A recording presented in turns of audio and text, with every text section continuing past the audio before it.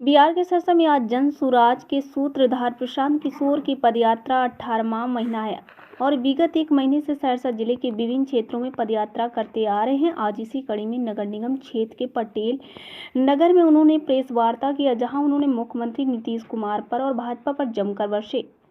Press वार्ता के दौरान जन सुराज के सूत्रधार शह रणनीतिकार प्रशांत किशोर की माने तो हमको भी नहीं पता है वो कहाँ खड़े हैं और 10 दिन के बाद कहाँ खड़े रहेंगे।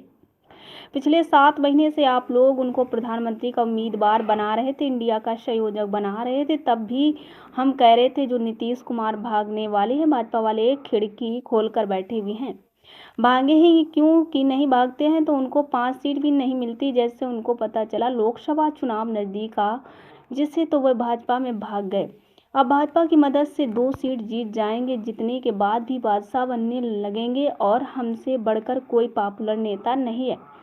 समझने लगेंगे सच्चाई यही है। नीतीश कुमार जी की पारी कब अंत हो गया है, ये अंतिम दौर चला जब तक कुर्सी पर हैं। 1 महीना 2 महीने साल भर अगले चुनाव तक हाथ पांव मार लें, समीकरण बना लें, लेकिन अगला विधानसभा चुनाव जब होगा, चाहे वह भाजपा के साथ चुनाव लड़े या महागठबंधन के साथ चुनाव लड़े या अकेले चुनाव लड़े, नीतीश कुमार के दल जदयू की ये घोषणा भी कर देते हैं। लोकसभा के बारे में बोले थे भागे डर के मारे, अभी घोषणा कर देते हैं जदयू 20 सीटें नहीं आएगा, चाहे भाजपा के साथ लड़े, चाहे मोदी जी आकर उनका प्रचार करें। उन्होंने ये भी कहा है भाजपा वाले को भी चुनौती दे रहे हैं, अगर दम है भाजपा वाले के नेतृत्व को तो घोषणा करे कि नीतीश कुमार अगला मुख्यमंत्री होगा और चुनाव लड़के दिखा दे। विधानसभा का इनको भी अपना औकात पता चल जाएगा कि नीतीश कुमार को अपने कंधा पर बैठाकर कितना दिन बिहार की जनता को आंख में धूल झोंकेगा। भाजपा को दम नहीं है कि यह घोषित कर दे अगला चुनाव नीतीश कुमार के चेहरे पर विधानसभा चुनाव लड़ा जाए। अगर घोषित कर देगा तो इनके समर्थन में मैं खड़ा हो जाऊंगा, लेकिन नहीं कर सकता। उनको भी मालूम है कि नीतीश कुमार के नाम को घोषित किया है तो बिहार की जनता सिरे से साफ कर देगा। नीतीश कुमार तो साफ करेगा ही, उनको भी साफ कर देगा। देखिए एक रिपोर्ट विकास कुमार के साथ।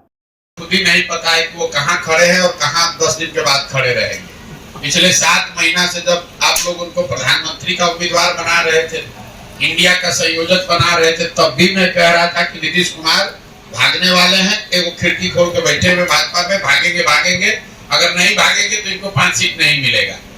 जैसे पता चला लोकसभा नजदीक आया, डर के मारे आदमी भागा फिर भाजपा में। अब भाजपा की मदद से जीत जाएंगे कुछ सीट, जीतने के बाद फिर बादशाह बनने लगेंगे कि अब हमसे ज्यादा पॉपुलर कोई नेता नहीं है। सच्चाई ये है कि नीतीश कुमार की राजनीतिक पारी का अंत हो गया है, ये अंतिम दौर चल रहा है। जब तक कुर्सी पर हैं 1 महीना 2 महीना साल भर अगले चुनाव तक हाथ पांव मार लें, समीकरण बना लें। अगला लोग जब विधानसभा का चुनाव होगा तो चाहे वो भाजपा के साथ लड़े कि महागठबंधन के साथ लड़े कि अकेले लड़ जाए, नीतीश कुमार के दल जदयू को ये घोषणा अभी कर देते हैं। लोकसभा के बारे में कहे थे तो भागे डर के मारे, अभी घोषणा कर देते हैं जदयू को 20 सीट नहीं आएगा, चाहे भाजपा के साथ लड़ ले, चाहे मोदी जी आके उनका प्रचार कर दे। और भाजपा वालों को भी चुनौती दे रहे हैं, अगर इनको दम है, अगर भाजपा के नेतृत्व को दम है तो घोषित करे कि नीतीश कुमार अगला मुख्यमंत्री होगा और चुनाव लड़ के दिखा दे विधानसभा का। इनको भी अपनी औकात दिख जाएगी इस बार। ये नीतीश कुमार को अपने कंधा पर बैठा के कितना दिन ये लोग बिहार की जनता के आंख में धूल झोंकेंगे। पिछले ही बार बिहार की जनता ने 42 को उतार दिया था, इस बार इतना नीचे कर देगा कि भाजपा चाहेगी भी तो कुछ नहीं कर सकती है।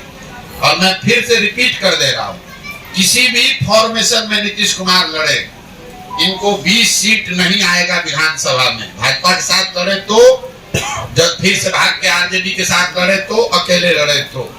और दूसरी बात ये कह देते हैं कि भाजपा को दम नहीं है, भाजपा को दम नहीं है कि ये घोषित कर दे कि अगला चुनाव नीतीश कुमार के चेहरे पर विधानसभा का लड़ा जाएगा।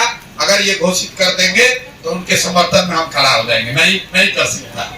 उनको भी मालूम है कि नीतीश कुमार का नाम अगर घोषित किया तो बिहार का जनता सिरे से साफ कर देगा। नीतीश को तो साफ करेगा, उनको भी कर देगा। अगर परेशानी एक वजह से पदयात्रा रुकी नहीं तो 16 तारीख तक मेरा अभी यहाँ प्रोग्राम है आपके जिले में रहने का। इस पदयात्रा के दौरान जो हम लोग के अनुभव रहे, जो इसका उद्देश्य है, जो आपके जिले में देखा, इस पर एक छोटा सा आपको टिप्पणी करूंगा। उसके बाद आप जो भी सवाल चाहें इस पद यात्रा के नजरिए से या देश और राज्य के राजनीतिक परिदृश्य में जो सवाल जवाब आप करना चाहते हैं वो कर सकते हैं। पद यात्रा का जो मुख्य 3 उद्देश्य है आप में से कुछ लोग जानते होंगे। पहला उद्देश्य ये है कि मेरे 20 वर्ष की अपनी सामाजिक राजनीतिक जो समझ है उसके आधार पर मेरी अपनी सोच है कि बिहार में जो गरीबी, पिछड़ापन, बदहाली है, इससे अगर निकलना है तो राजनीतिक स्तर से ज्यादा आगे बढ़कर समाज के नहीं है। मेरा विरोध किसी को नहीं है। ये जो मैं पूरा अभियान कर रहा हूँ, देखिए पूरे देश में कितनी पार्टियां और दल हैं जो चाहते हैं हम उनकी मदद करें, हम लोकसभा में उनके साथ जुड़ जाएं। हमने इस काम को 2021 में